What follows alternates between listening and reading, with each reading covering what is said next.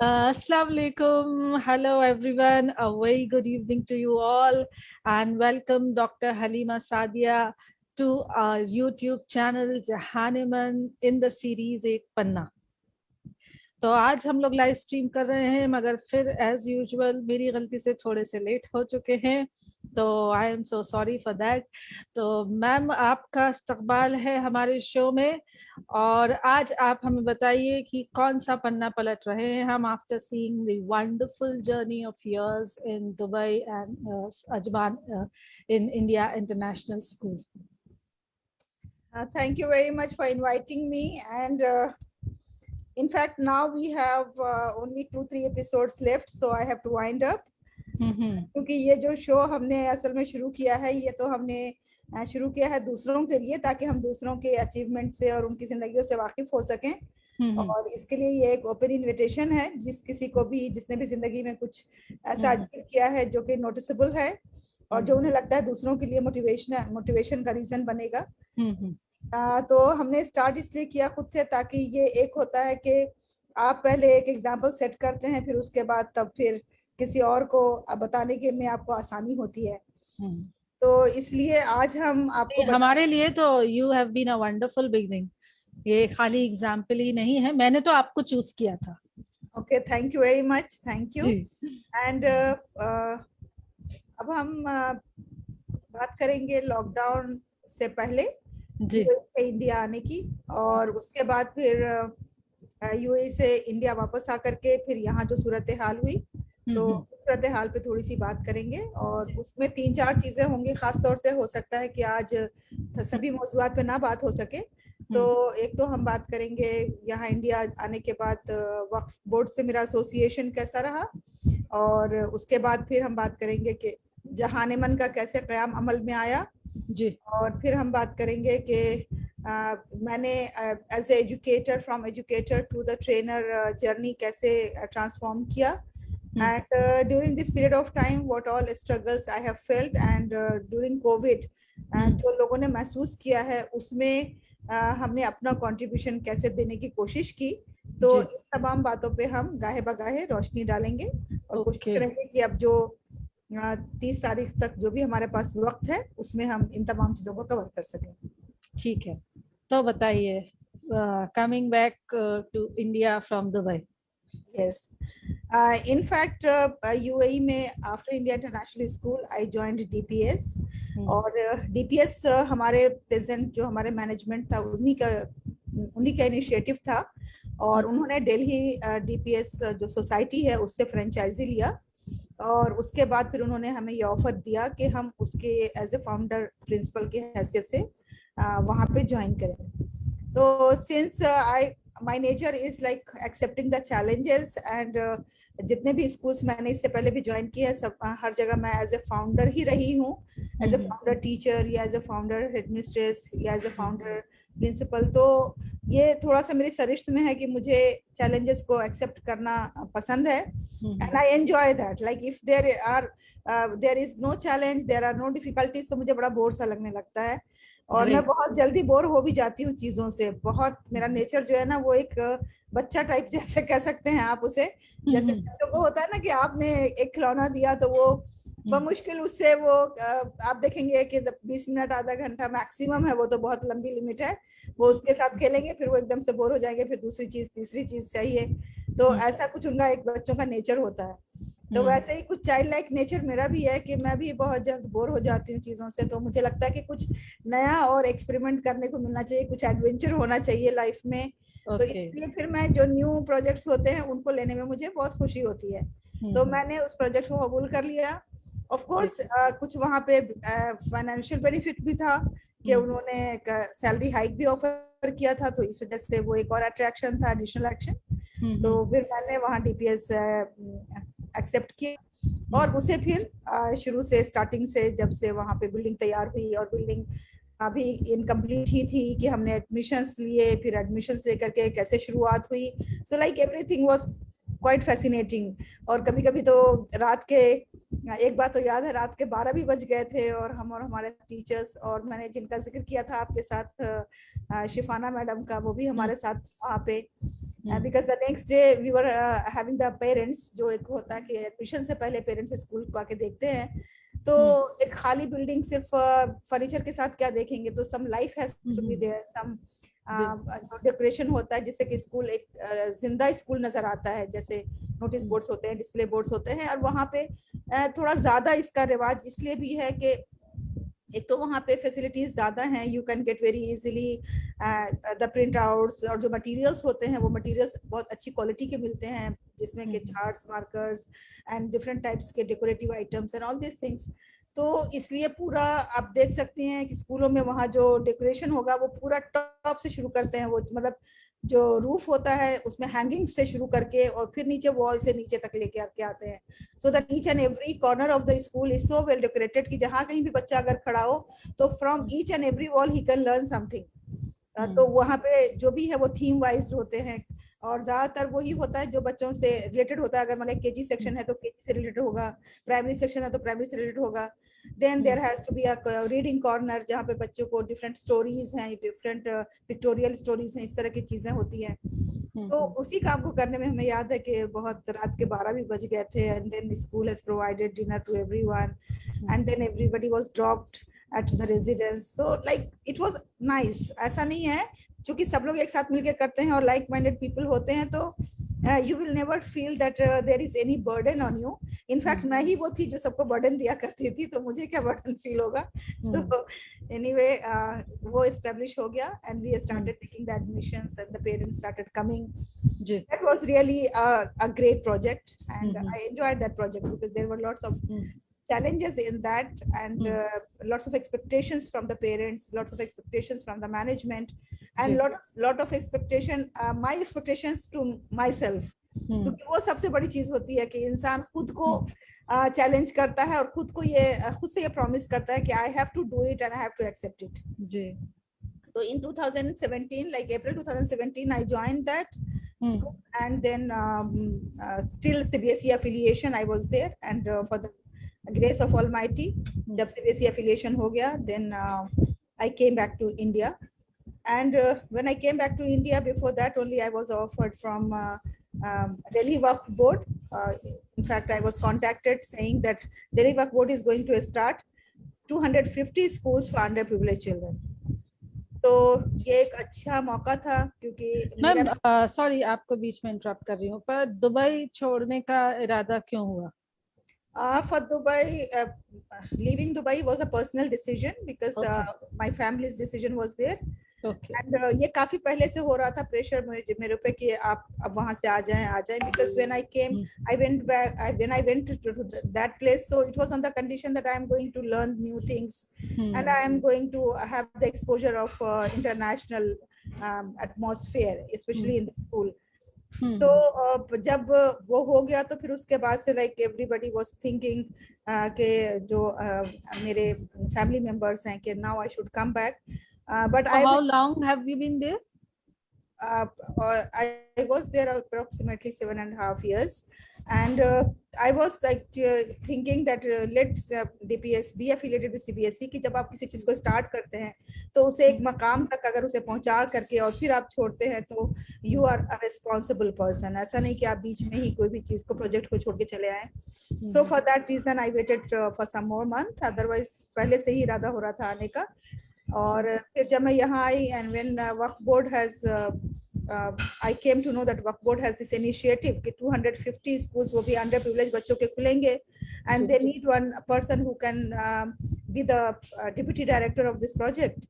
तो फिर मुझे ये अच्छा लगा इस लिहाज से कि हमें इस तरह से जो हमारी एजुकेशन है, whatever I have the experience and learnings, उसे शेयर करने के साथ साथ मुझे अंडर प्रिविलेज बच्चों को भी सर्व करने का मौका मिलेगा। So that was like really a source of attraction for me।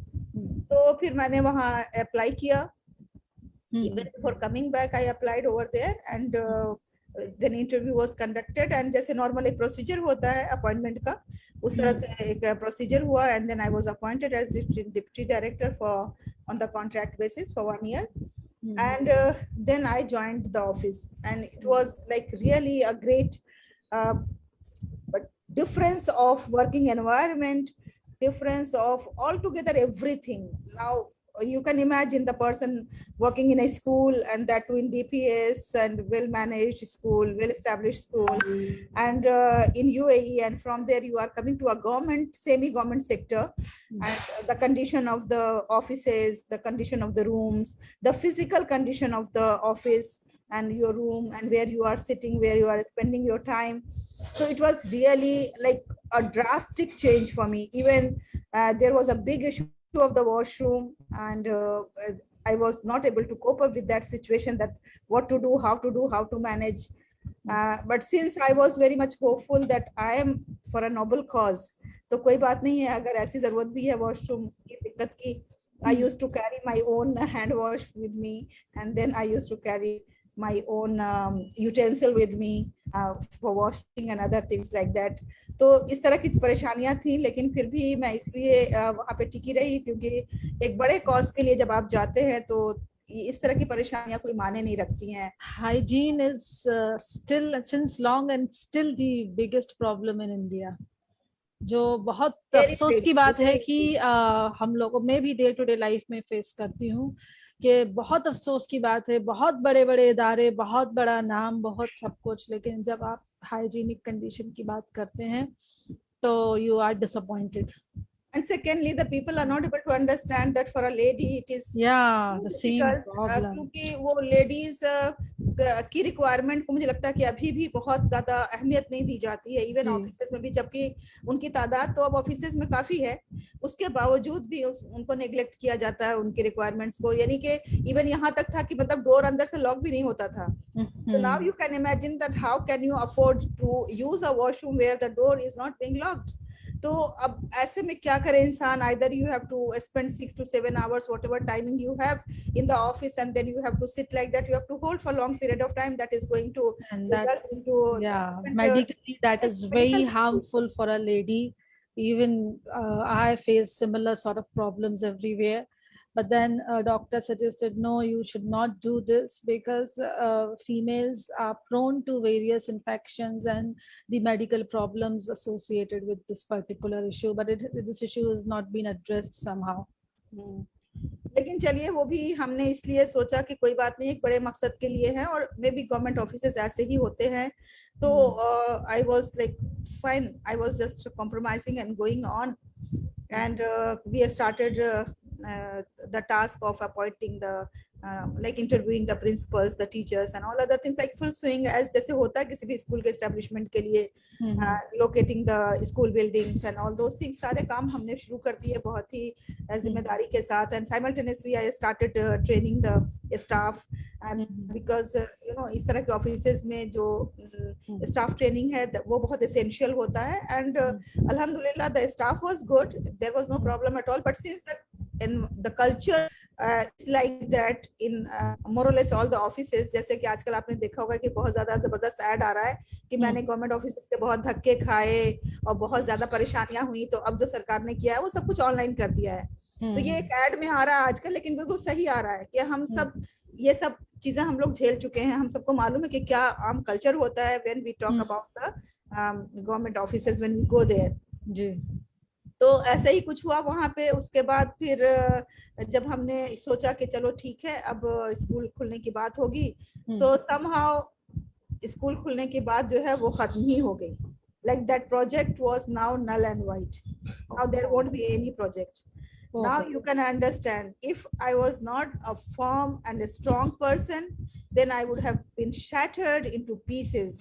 A person who has spent like 27 years into the professional life, and that too a very hectic schedule, very challenging task I have taken throughout my career, and suddenly you come to know that now there won't be any school. And now you are there in the office to look after to some other affairs, like maybe a director administration and something. You have to be there and you have to look after those things.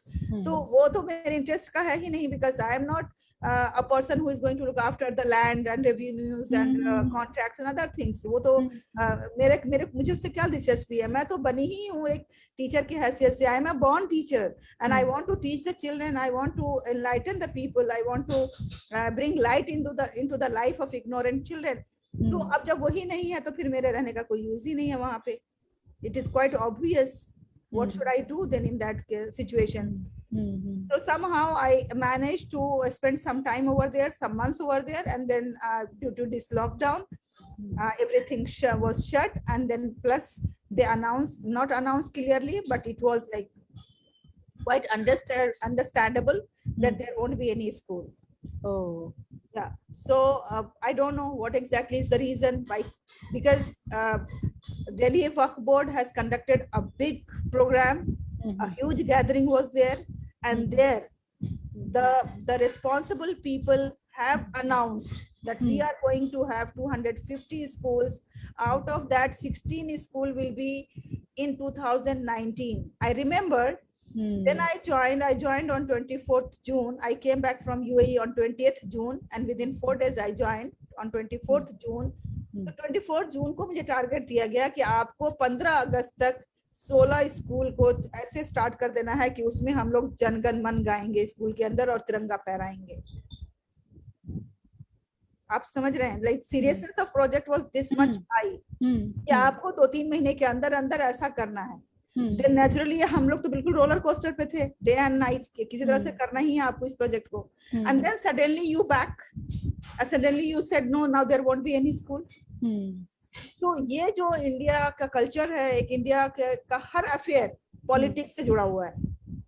And हमारे country की सबसे बड़ी, मैं कहूंगी ये सबसे बड़ी समस्या है वो यही है कि हमारा मुल्क एक डेमोक्रेटिक मुल्क है, और वो भी इतना बड़ा डेमोक्रेटिक मुल्क है कि जिसमें आप अगर कुछ अच्छा भी सोचते हैं अपने मुल्क के लिए तो दूसरी पार्टीज उसको आप अगेंस्ट ले लेती हैं. और चाहे आप But have you tried to find out what the actual reason was? I tried my level best to find out, and what I was informed is that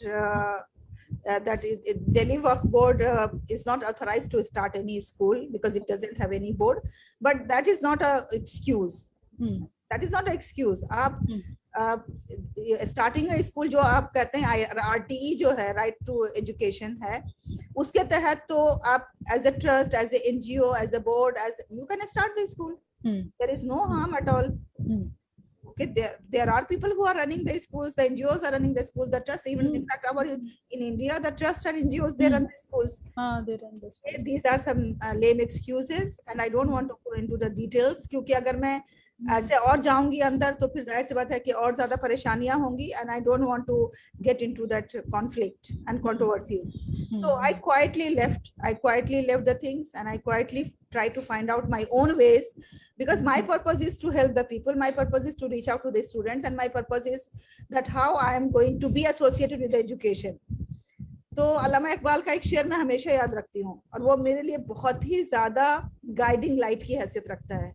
अल्लामा इकबाल ने कहा है कि अपनी दुनिया आप पैदा कर अगर जिंदों में है, अपनी दुनिया आप पैदा कर अगर जिंदों में है, सिर्फ आदम है ज़मीरे कुन फका है जिंदगी. कि अगर आप जिंदा हो बहैसियत इंसान, बहैसियत कौम, तो आप अपने लिए अपनी दुनिया खुद पैदा करो. Why are you waiting for others to give you the platform? Why are you waiting for others to snatch your dreams? If your dream is to teach the children, if your dream is to reach out to the people, if your dream is to help out the ignorant people, to bring some light into their lives, तो इसके लिए आप Delhi Waqf board ही का platform थोड़ी आपके पास है. Okay, you have your talents, you have your passion, you have your dreams, go ahead. तो फिर हमने भी यही किया. Great. Although lockdown की वजह से like it was not possible to move out and do the thing, but on the digital platform I realized that this is the high time when I can move and switch over all my activities digitally.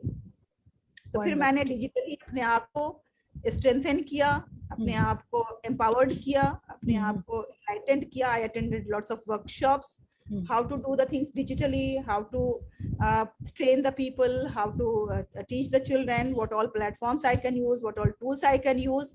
And in this way, my few months was spent only in the training myself. And then after that, full-fledged, I started online programs, online courses.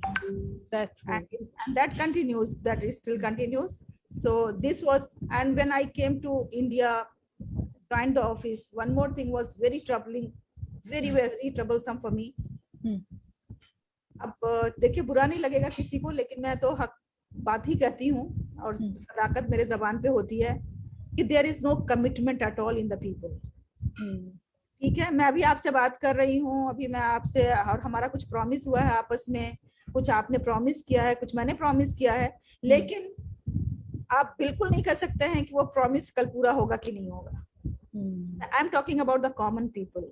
मतलब आम लोग भी एक सरिश्त में ऐसा बन गया है कि किसी भी वादे को पूरा नहीं करना, चीजों को लाइटली लेना, कोई कमिटमेंट नहीं रखना। और जब when you talk about that कि भाई क्या हुआ उस कमिटमेंट का, सबसे ज्यादा हैरत की तो बात हुई कि मेरी एक साहबा से बात हुई रिगार्डिंग दैट प्रोफेशन ओनली। मैंने कहा ठीक है, तो इंशाल्लाह tomorrow 10 o'clock we are meeting and then we'll finalise the things. And from Noida to that place, because Bhavan, it was quite far from here. I reached, I waited and waited and waited and waited and waited and waited and waited. मोहतरमा का कोई पता नहीं है। Okay. Then I called up. I said, "Where are you? I am waiting." Then she said, "Oh, there was some important task. So I have come to some other place and I'm taking some things from there, and then I'll try my level best to come." Oh, just imagine, how can you do that? How can you afford to do that? माना कि कोई emergency हो सकती है life में, तो can't you send a message? Can't you call the person? कि एक आदमी आपका इंतजार कर रहा है, आपसे एक बात हुई है उस आदमी को साथ में आने की और डिस्कस करने की, और आप इतने रिलैक्स वे में कह रहे हैं कि कुछ आ गया था तो मैं कहीं और चली आई। And I am talking about a professional lady. I'm not talking about the homemakers. I'm not talking about those who don't have the seriousness and like any idea about being the committed.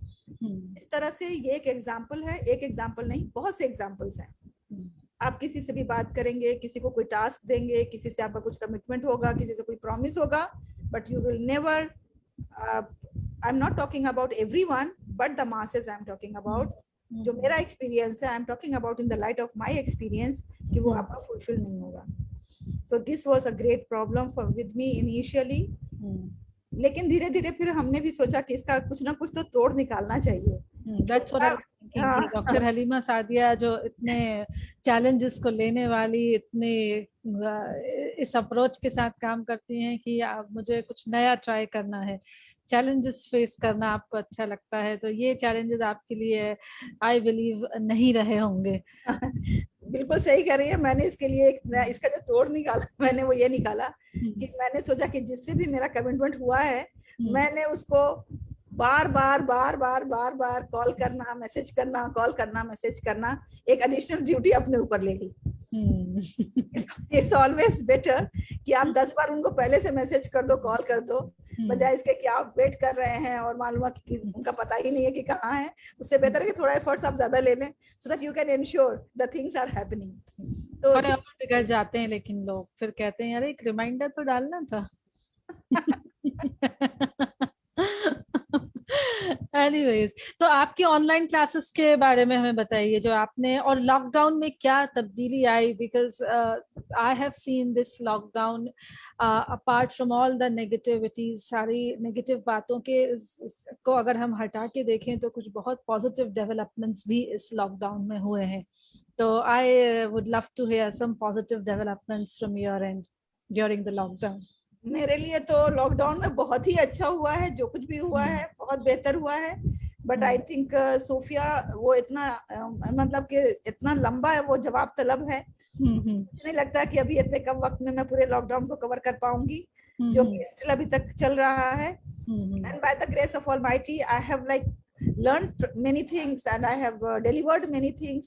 और एक बहुत जो एक life के लिए जो एक मेरा अप्रोच है उसमें एक तब्दीली आई है, वो बिल्कुल वर्थ मेंशनिंग है। एंड मैं जरूर चाहूंगी कि मैं अपने दोस्तों के साथ, अपने व्यूअर्स के साथ उसको शेयर करूं, क्योंकि मैंने अब जिंदगी को बिल्कुल अलग नजरिए से देखना शुरू कर दिया है जी। और ये लॉकडाउन ने मुझे जो सिखाया है वो बिल्कुल ही अलग एक सबक सिखाया है, जो मैंने पिछले अपने 28 साल करियर में नहीं सीखा था, वो मैंने सीखा है।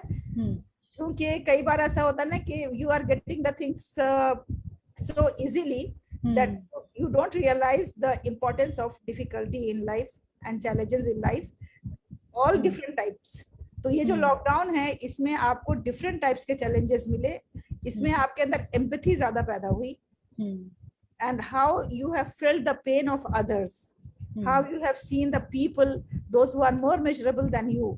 तो ये सब कुछ अच्छी चीजें हुई हैं। तो इंशाल्लाह हम कोशिश करेंगे कि कल लॉकडाउन पे बात कर सकें और उसको कवर कर सकें और अपने नाज़रीन को बता सकें। बहुत सारे लोगों को एज अ पर्सन ये रियलाइज हुआ कि हमारी हमसे मुलाकात हुई ड्यूरिंग द लॉकडाउन। तो होपफुली हम नेक्स्ट एपिसोड में इसको कवर करें। और आपका विद लाइक इतने लंबे सफ़र में अगर मैं एक बार फिर से रिकॉल करूं, क्योंकि काफ़ी एपिसोड्स हमारे हो चुके हैं, तो I would just like to give a brief about your journey, starting from a village, a place where the education, specifically the education of the girls, was not to a much level of mere 4%. उस जगह से आप आती हैं और उसके बाद अपनी प्राइमरी एजुकेशन के लिए you have moved on to places Darbhanga, Azamgarh, Rampur, and then finally आपका सफ़र अलीगढ़ मुस्लिम यूनिवर्सिटी से शुरू होता है, जहाँ से graduation, post graduation and further studies के बाद you have never looked back. और हमदर्द में अपने शादी के बाद आप यूँ कहें कि करियर जो कि आपका ड्रीम था, बट हमदर्द में आपने अपनी शादी के बाद when you were trying to have your child get admitted into that school, वहाँ से आपने अपना टीचिंग करियर शुरू करा, एंड देन बीएड के मरहले एंड अपने ड्रीम्स पूरे करना in terms of IIM Ahmedabad. और another IIM you have taken some course, ma'am, you were mentioning. Which was that? Course की तो बात ना करें आप, कोर्स तो मैंने इतने कर लिए हैं अल्हम्दुलिल्लाह के I did like 3 masters, then I did 1 B.Ed, and then I did PhD, then I did doctorate in management, and still I am doing, because ये भी एक मेरा शौक है। जैसे कई लोग आपने देखा होगा कि जैसे धोनी जी को बाइक्स का शौक है, तो और जयललिता जी को कपड़ों का और शूज का कितना शौक था, और इस तरह से आपने बहुत से लोगों को देखा होगा कि उनके बहुत से शौक होते हैं। तो मेरा शौक है कि एजुकेशन हासिल करना और डिग्रियां, मतलब कि एजुकेशन ऐसे नहीं कि सिर्फ स्टडी के तौर पे, बट बाकायदा एनरोल करके और एग्जामिनेशन देना। Same here ma'am. और आपको यकीन नहीं आएगा कि मुझे जब मैं जाती हूँ एग्जाम देने के लिए ना, तो उस वक्त जो एक दिल की कैफियत होती है ना, जिसको हम कहते हैं धुक-धुकी सी होती है दिल के अंदर, मुझे वो बहुत, मतलब कि वो अच्छा लगता है। That gives me pleasure in life. वो जो एक एग्जाम की कैफियत है, आप रात रात को तैयारी कर रहे हैं, सुबह जाके एग्जाम दे रहे हैं, you are writing the papers, तो वो मुझे अच्छा लगता है। तो still I am doing that, and अभी भी मेरा एक एग्जाम है, और अभी मैं कल ही रोहतक गई थी, फिर वहां से मैं वापस आई हूँ। तो कल भी मैं एक इसके लिए वाइवा के लिए अपेयर हुई थी। तो सेम हियर, मैं भी अपने आप को इसीलिए एक अविड लर्नर कहती हूँ, क्योंकि इफ नॉट डिग्री या रेगुलर कोर्स तो गूगल डिजिटल कोडिंग कुछ भी अपने आप को हमेशा अपग्रेड करते रहना चाहिए, आप सबको भी। और इट्स बिलीव मी, जैसा कि मैम ने बताया कि आज भी एग्जाम देने जाओ तो वही कैफियत होती है कि क्या होगा, हमें आएगा कि नहीं आएगा। Believe me, it's not only about कि आपकी डिग्रीज बढ़ रही हैं या क्वालिफिकेशंस बढ़ रही हैं। मुझे ऐसा लगता है कि इस दुनिया में इतनी नॉलेज है, इतनी चीजें हैं टू लर्न एंड अनलर्न, कि आपकी जिंदगी बहुत कम है उसके लिए, आपके पास टाइम नहीं है।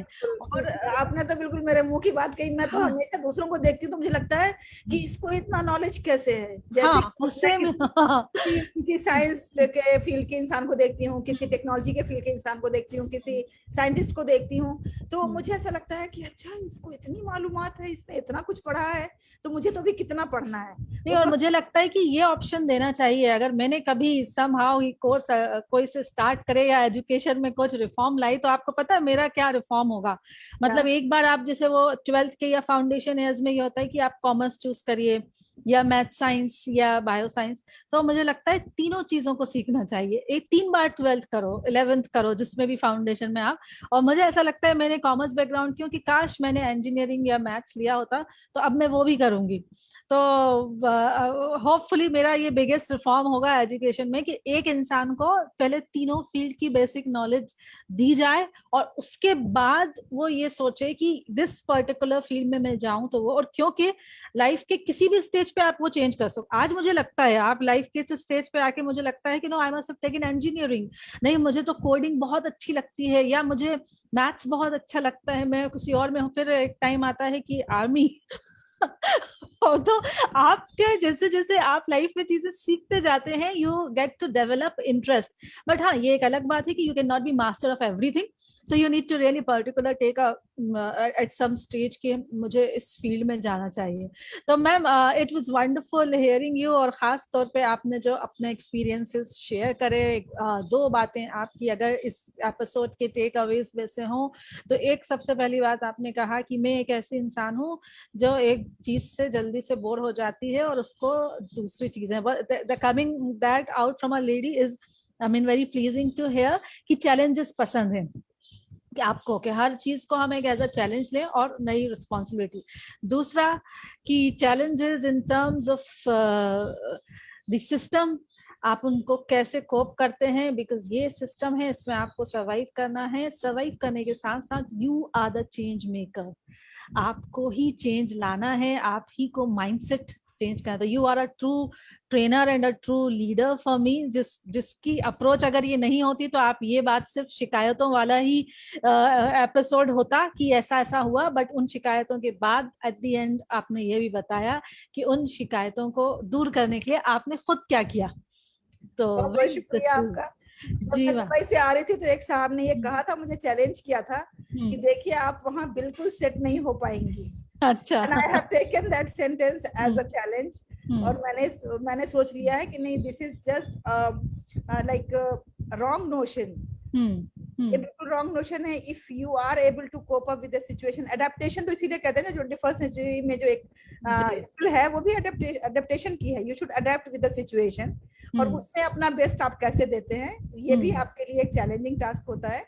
तो मैंने यही कहा था कि मैंने कहा कि नहीं, मेरा तो ऐसा मामला है कि मैं आसमान के नीचे भी सो सकती हूँ और मैं कुएं का पानी भी पी सकती हूँ। तो मेरी जरूरतें हैं कम, इसलिए मेरी बातों में है दम। वाह, मेरा सिंगम एक डायलॉग चुराया। अच्छा। नहीं, आप अल्लामा इकबाल का वो शेर एक बार फिर से पढ़ दीजिए तो फिर हम इस प्रोग्राम को एंड करें। जी, लव दैट शेर। आप पैदा कर अगर जिंदों में है, अपनी दुनिया आप पैदा कर अगर जिंदों में है, सिर्रे आदम है ज़मीरे कुन फका है जिंदगी। कहते हैं ना, ये जो पूरी दुनिया बनी है वो सिर्फ एक कुन से बनी है। कुन कहा गया मतलब हो जा और पूरी दुनिया हो गई। तो जो सीक्रेट ऑफ कुन फका है वो हम सबके अपने अंदर है। ग्रेट। सर हम भी चाहते हैं कि हम भी कुन कहें और कोई चीज हो जाए, तो only one thing we need and that is our passion and our dedication. और इस पे तो एक इतनी अच्छी कहानी मुझे पता है पैशन पे, इंशाल्लाह कल सुनाऊंगी आपको, ठीक है? Okay, so thank you very much with this great शेर ऑफ अल्लामा इकबाल, जिसमें कि कुन वर्ड का इस्तेमाल जितने ब्यूटीफुली किया गया है शायद ही आज तक कभी किया हो। तो आई बिलीव कि हम सब हमारे अंदर के कुन को पहचाने और अपनी और दूसरों की लाइफ को बेटर बनाएं। With this note signing off, thank you very much ma'am. हम इस प्रोग्राम को अब एंड करते हैं and tomorrow will catch you again with the new episode, with the new journey. Jazakallah khair. Thank you very much and everybody take care and bye bye, good night. Okay, bye.